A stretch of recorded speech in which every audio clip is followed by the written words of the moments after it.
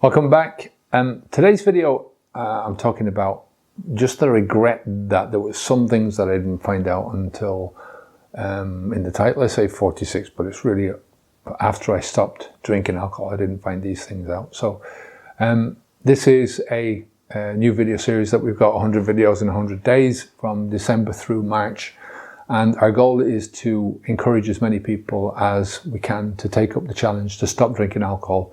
New you in 22, see below for the details of that. So, if you haven't stopped already, don't be waiting around to stop, don't be procrastinating. There's no point in having the fear. The biggest antidote to fear is to get up off your arse and do the things that you need to do, that you know you need to do. If you procrastinate, you just feed it into the fear itself. So let's get into the video today. I always say that the best time to stop drinking alcohol was 20 years ago, or 30 years ago in my case, and the second best time is now. It's very difficult, to look back, and once you open your eyes up to a certain way of thinking, it's very difficult to go back and to it's very difficult to look back on your own life without having some regrets about it, some big regrets about what you've done, because you realize how much of your life has been wasted on a toxin. But the reality is that, best time 20 years ago, but you can't even quit one day ago. You can't go back a day. You can't go back half a day. You can't go back to your last drinking session and not drink. That's impossible, right? All you can do is do it from now. All you can do is move on from now. Accept the situation that you're in, accept what you've done in the past, and move on.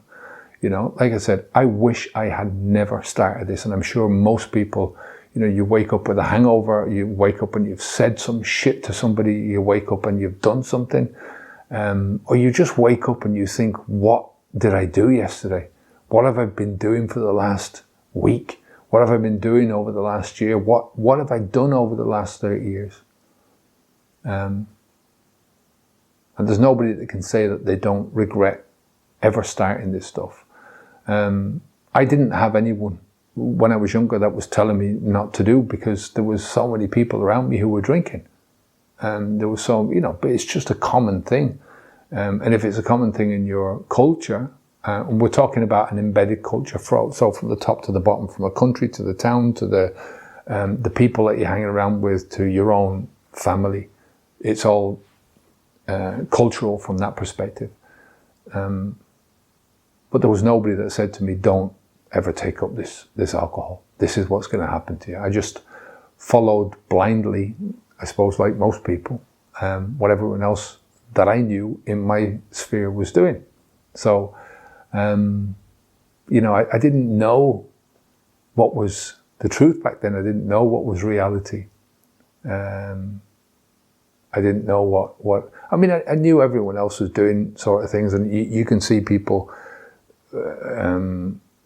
vomiting, for instance. That's a big sort of a telltale, but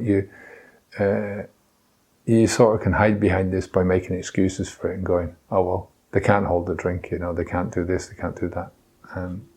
So the biggest message of this video is just don't wait any longer. There's no time to lose, because once you understand this about yourself, and when you put it off, I think the regret gets worse.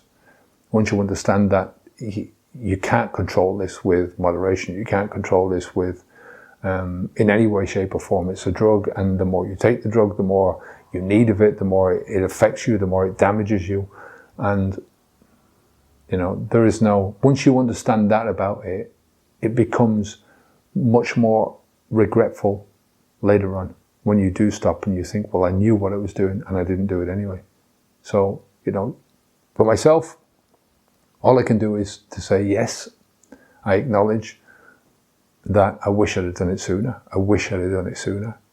I wish I'd have never stopped drinking or had started drinking. But I'm absolutely delighted that I did when I did. That's probably a good way of saying it. The time that I did stop, I've given myself 10 years in the past for just, It hasn't been the easiest thing in the world to do, but it's been one of those things that has been a growth process, and it's been one thing building onto another thing, onto another thing.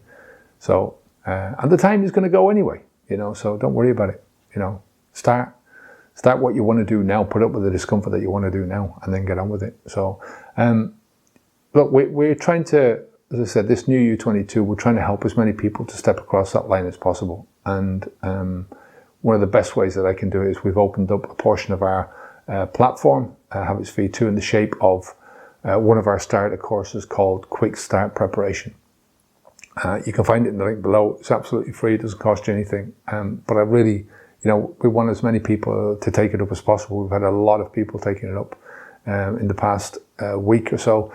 And our objective is to try and make things as clear as possible for you when you start up, you know, understand what's going to happen now, what's going to happen next, and what's going to happen next, how you're going to do all this, and give you confidence that it's within your abilities to do this, and to encourage you, right, to give you the courage to step across that line and to basically commit to yourself. Like I said before, this is a prerequisite that we require everyone that moves forwards onto day one of our platform, that they have to take either the long form preparation course or this shortened version. It's less than an hour, so it's not going to take you long to do it, because there's a lot of skills and behaviors and just mindsets that we're trying to either repair old mindsets, to change into new mindsets, to build on top of that, and you need a solid foundation to build on top of it. So that's what the quick prep gives you, right? So as a final message for today, you know, there's regret for things that you didn't do is one of life's, I think, most painful emotions.